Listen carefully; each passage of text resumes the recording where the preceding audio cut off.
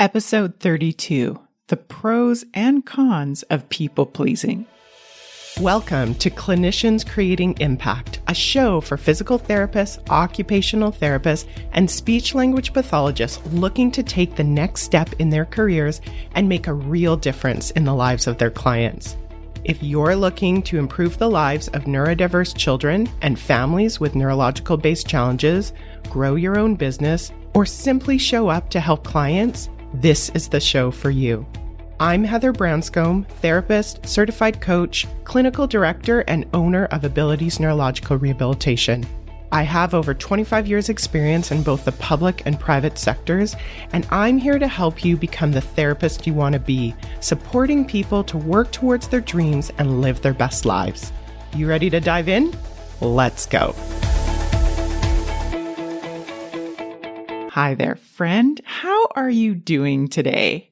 I'm recording this today at a time where my weather, has turned a little bit colder, and we're currently having a string of more cloudy days here. Now, I love the energy that sunny days bring, but to be honest, I'm also loving putting on a light sweater and not worrying about how hot it is before I go outside for my walks. And while I hope we have a few more sunny days left, this really does feel like a subtle sign that fall is just around the corner. That being said, I'm also getting ready to go to Boise next weekend to witness my niece getting married. I'm so looking forward to it, but it's also looking like it's going to be about 35 degrees Celsius for an outdoor wedding. So please wish me luck as I go.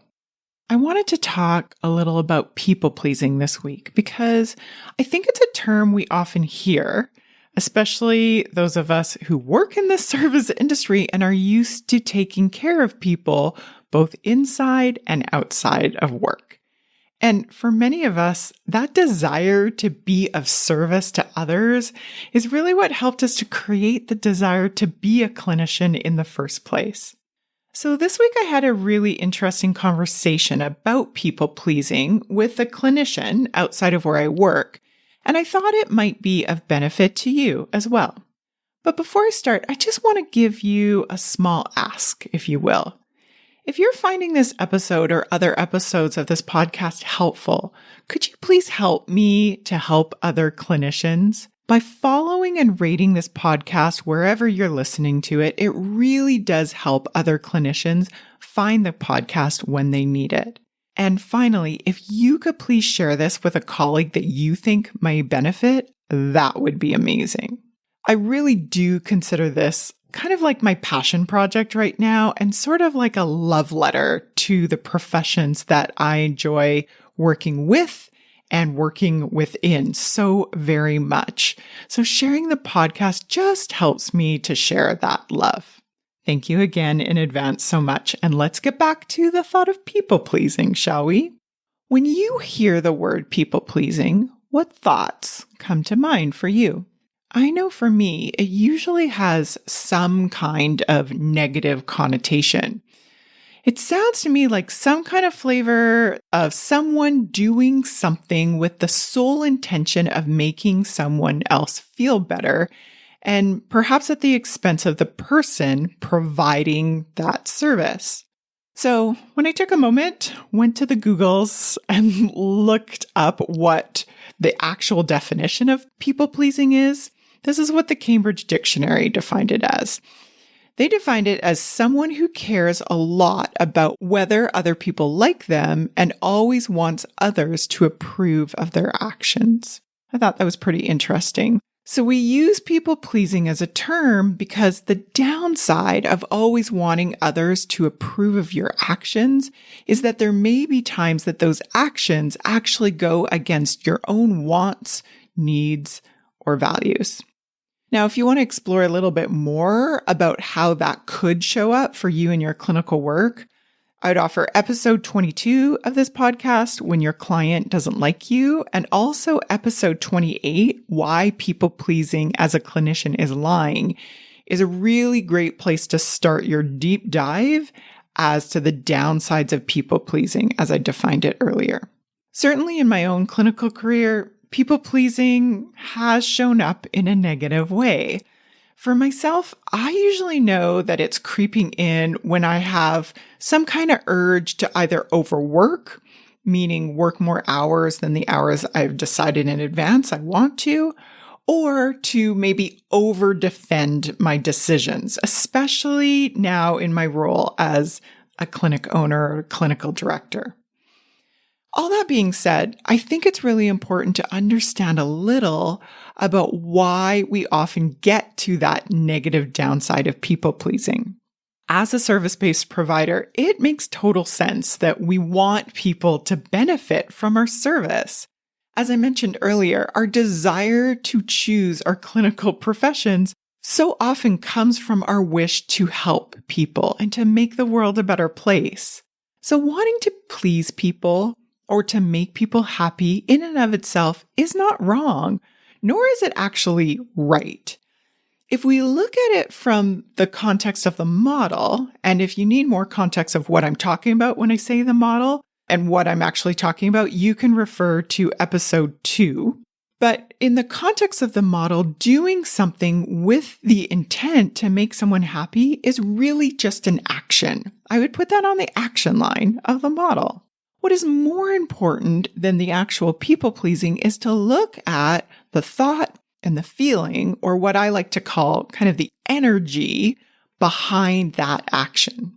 The model shows us that an action is actually the result of a thought and a feeling.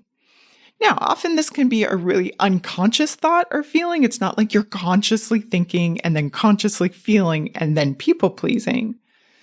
But yet it is still there. So what I want to share about people pleasing is that we people please in the negative sense, often because we're doing it from some kind of place of like scarcity or that kind of energy. It could come from a thought like, I'm not good enough, or something like, good clinicians are liked by their clients or coworkers. That sounds like a good idea, but it has that kind of sneaky undertone. Do you notice that? Those kind of thoughts can fuel a feeling of something like an urge to people please from a much less helpful space, which will ultimately create a less helpful result. As a clinician, for example, this can come when we choose to book a session outside of the time that we actually want to see clients. A clinician could be seeing the clients outside of the time they want to see someone because they might think something like a good clinician provides client-directed care. Doesn't that sound so interesting? And it sounds so right and moral, doesn't it? But when we use that thought against us, what we can do is to that clinician, it could mean that the client directs when the sessions are. But there are also times when that same activity of people pleasing could actually come from a more expansive or a more abundant space. So you could be doing the exact same action, but if it's a result or from an energy of a different thought or feeling, it can create a much different result. And it actually might not be people pleasing as the way that most people think of it, in the way of terms of a negative connotation. Maybe as a clinician, I choose to do the session outside of my normal hours because it actually benefits me as well. I could be thinking something like, oh, this creates more time in my day on this day so I can do X. And when I think that, I feel more empowered. And then when I feel more empowered, booking that session outside of more normal hours isn't actually people pleasing in that negative connotation. It's actually a win-win solution. Do you see the difference? Of course, as service providers, we want people to feel the benefits of what we provide. And based on that feedback from our clients and our coworkers, even our supervisors, we may even decide to change our behavior. That in and of itself is not people pleasing in a negative sense. The main difference is really getting curious as to why you're doing what you're doing. And then once you have that sense of awareness, what do you want to do, if anything, about it? So maybe you want to reclaim the people-pleasing title for something more positive. The truth is, people-pleasing is not right, nor is it actually wrong. You just want to get curious as to why you're doing it, and then you want to like the reasons that you come up with. So next time you're doing something that on the outside feels like in service to others, but also maybe feels a bit off to you, just notice that. Ask yourself why you're doing what you're doing. What is the energy or the thought and feeling that is fueling this action? And then based on that answer, what, if anything, do you want to do about it? Give it a try and let me know how it goes. And if you get stuck, not a problem. Feel free to reach out to me. I am more than happy to help through a DM, through my Instagram, or through my email on the Abilities website. I can't wait to see the results that you create for this, not only for yourself, but for the clients that you love as well. Have a great week, and I will talk to you soon. If you enjoyed today's show and don't want to worry about missing an episode, you can follow the show wherever you listen to your podcasts. And if you haven't already, I would really appreciate it if you could leave a rating and review to let me know what you think and to help others find clinicians creating impact.